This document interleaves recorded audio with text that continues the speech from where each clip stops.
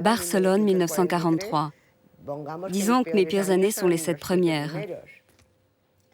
Ensuite, jusqu'à l'adolescence, je me souviens du silence. On se taisait. On ne disait pas ce qui se passait. On ne disait rien de personne. C'était déjà trop si ma mère disait « ceux-là sont rentrés ».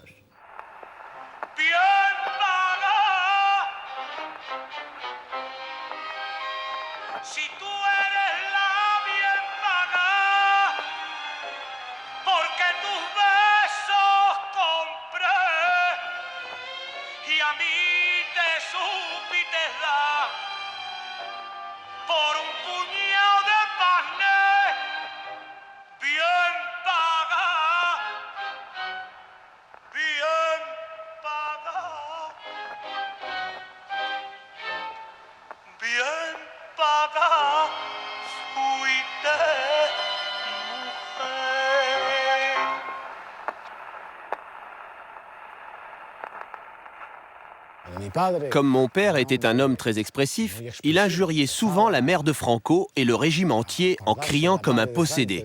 Moi, j'avais la sensation que la police allait entrer dans la maison et qu'on allait tous nous tuer et qu'ils allaient le mettre en prison. Une sensation de peur permanente. C'était une époque sanguinaire, occulte en plus. Occulte à cause de la peur. On signait des peines de mort après avoir tiré. C'est pour ça que je pense que ces années-là ont été les plus dures qu'a connu ce pays.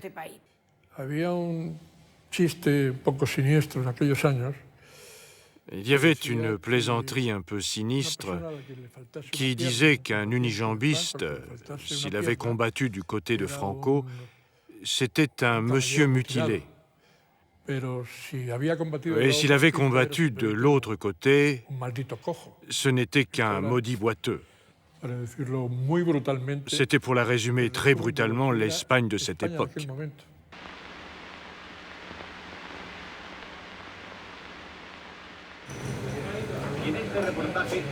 Hemos recogido las secuencias más relevantes del encuentro. El equipo español viste por completo de Los ciudadanos se mostraban apolíticos. Les gens affichent leur neutralité politique. Franco avait réalisé son vœu de toujours, créer un apolitisme total, pas seulement dans l'univers du franquisme, mais chez l'ensemble des citoyens. Et dans ce sens, ça a été une réussite de Franco. Le silence, d'un point de vue politique, était très important en Espagne. On était arrivé à une situation de grand silence, énorme.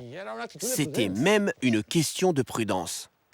Il ne fallait rien dire, absolument rien, parce que tout pouvait te compromettre, y compris les actes d'adhésion franquistes.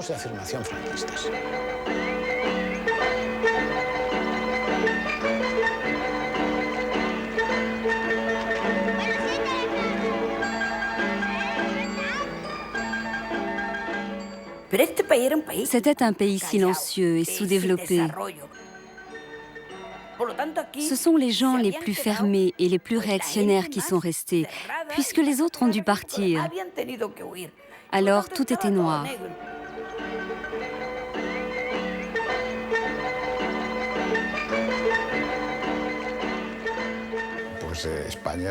L'Espagne avait la couleur des ailes d'une mouche. Il n'y avait pas de couleur. Il n'y avait que des moustaches, des gens édentés, des policiers édentés, une atmosphère sinistre où tout était marron, gris, sombre, presque noir. Je me souviens que les rues étaient pleines de mendiants, de mutilés de guerre, des images pitoyables, des uniformes, des curés, des phalangistes. C'était vraiment sordide. On allait au cinéma pour s'en échapper. C'était une fenêtre ouverte pour s'envoler vers Samarcande, Bagdad, l'Alaska, pour y vivre des vies artificielles et fuir dans l'imagination une réalité ingrate.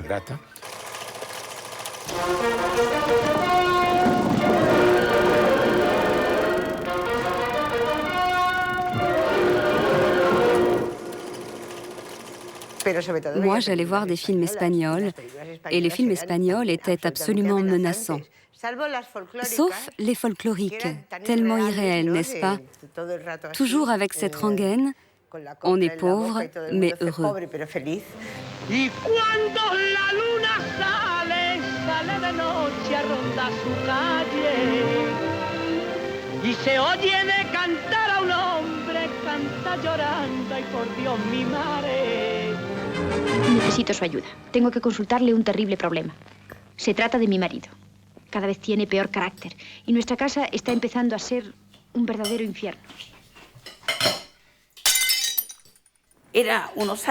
Dans ces années-là, et jusqu'en 64, on pouvait tuer une femme si son mari la trouvait au lit avec un autre. Et le mari n'allait même pas en prison. Il était seulement banni. Bueno, no me digas más. ¿Has pensado que tu marido trabaja muchas horas diarias y tiene derecho, cuando llega a su hogar, a encontrar un agradable recibimiento? Verás cómo no falla. Les femmes subissaient cette discrimination. En plus, on n'avait pas le droit de travailler. Les lois proclamaient notre libération de l'usine et de l'atelier. En conséquence, on ne faisait pas d'études. Ce n'est qu'en 70 que la scolarité des filles est devenue obligatoire. ¿Qué tiene de particular una cocinera? En primer lugar, claro, tiene una cabeza. Fíjense bien en ella. Aquí la tenemos. ¿Qué contendrá? Comidas fijas, 44-81%. Nos lo temíamos.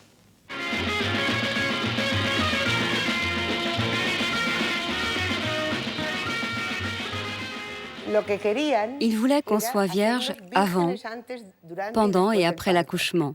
Ils voulaient des familles réelles, qui soient seulement des mères, qui ne jouissent pas lors de la conception. C'était l'idée délirante que l'Église catholique se faisait de la féminité.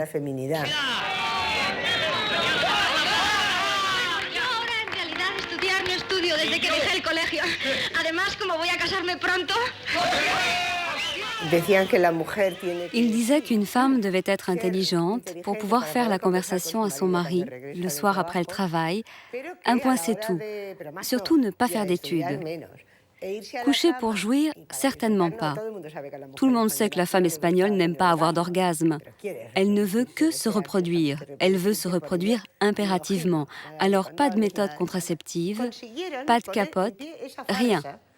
Ils ont réussi à mettre en place cette mascarade qui ne peut se maintenir qu'avec une dictature, avec un État policier et une armée complice.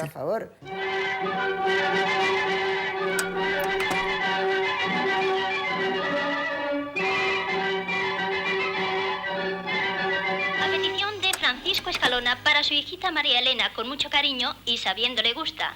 Desde Peñarroya, Pueblo Nuevo, Soledad Nava se lo dedica a sus padres con todo cariño y lo escuchen también sus tíos en Cangas de Onís. Total, ¿para qué te vas a preocupar? Las cosas como vienen se tienen que tomar. Total, ¿para qué te vas a preocupar?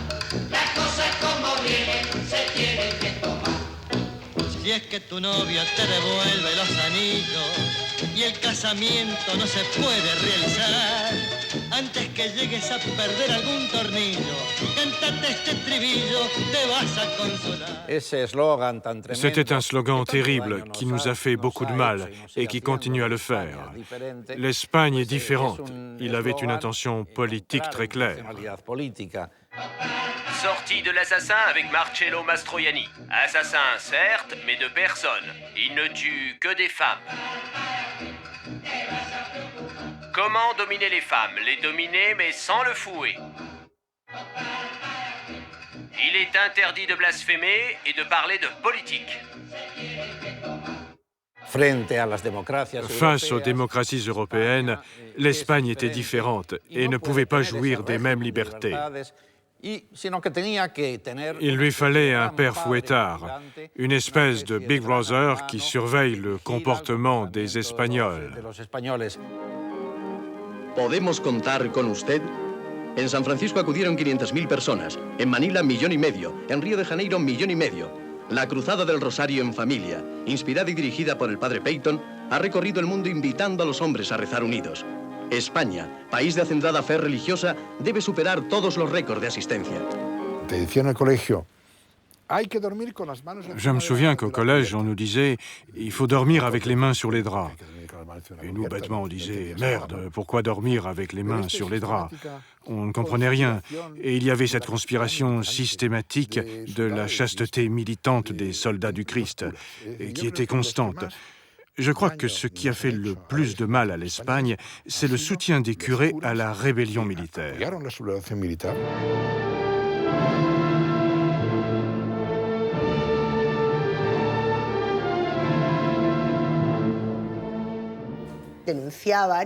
Ils dénonçaient, purgeaient, rééduquaient les enfants. Et en échange, l'Église avait l'immense pouvoir de confesser toutes les femmes, apprenant ainsi ce qui se passait chez les gens. En plus, ils torturaient les enfants avec des devoirs terribles. Et ils accordaient leur charité aux vaincus, à condition qu'ils la gagnent, qu'ils la méritent. Nel nome del Padre et del Hijo et del Espíritu Santo. Padre nuestro que estás en los cielos, te amamos. Hágase tu voluntad aquí en nuestro hogar en Madrid como en el cielo. Eso es que significa oración en tu familia.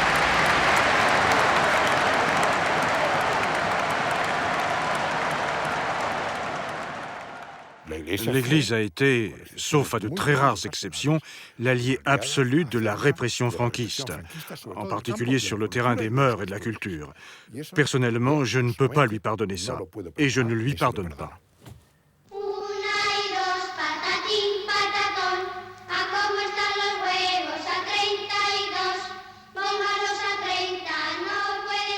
Je n'ai jamais rien appris sur Franco et on ne savait pas ce qui se passait en Espagne.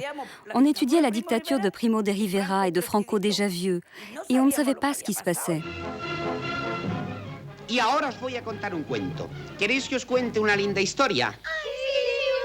No hay historia más linda que la de un triste amor. Y bien, érase que se era una aldea castellana. Zafarrancho de combate.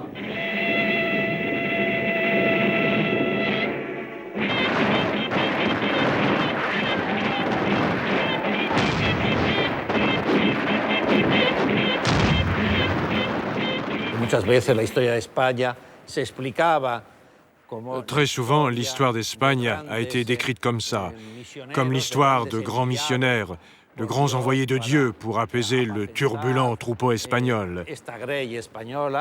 Et Franco était l'un d'eux. Alors, bien sûr, le régime disait des choses au sujet de Franco grotesques. C'était tellement exagéré. Toute cette littérature aujourd'hui nous fait rire.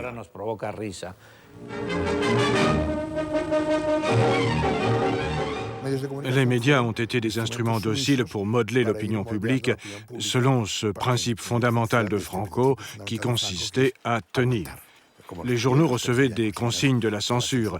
Il faut dire ceci, il faut faire cela. Le ministère de l'Information envoyait des éditoriaux tout rédigés aux journaux et il fallait que tous reproduisent le même. Dans le journal où j'ai commencé à travailler, ils n'ont jamais annoncé que Hitler avait perdu la guerre. D'après ce journal, soit la guerre continuait, soit Hitler était encore en vie. Mais il se passait quelque chose. Et l'on collaborait, bien sûr, parce que ça a duré 40 années. Ce n'était plus de la collaboration, c'était un peu comme les 800 ans des musulmans en Espagne, n'est-ce pas? C'était nous. Et les franquistes, c'était nous, bien sûr. C'est ça l'horreur. C'est ça l'horreur.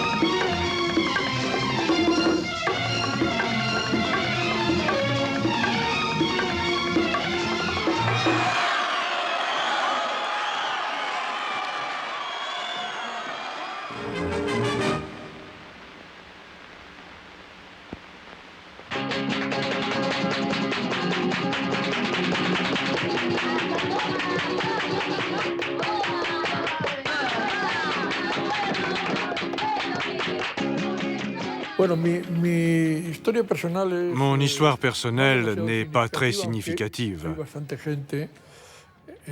même s'il y a beaucoup de militants antifranquistes qui ont participé à cette histoire personnelle.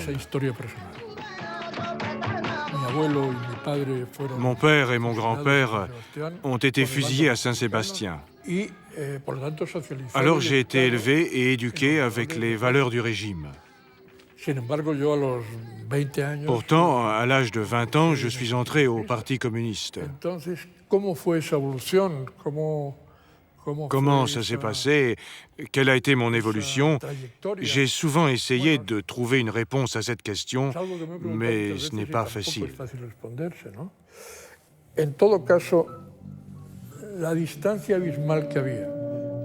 En tout cas, la distance abyssale qui existait entre la réalité espagnole, la vie quotidienne, la propagande et la rhétorique du régime, c'était impossible de ne pas la voir.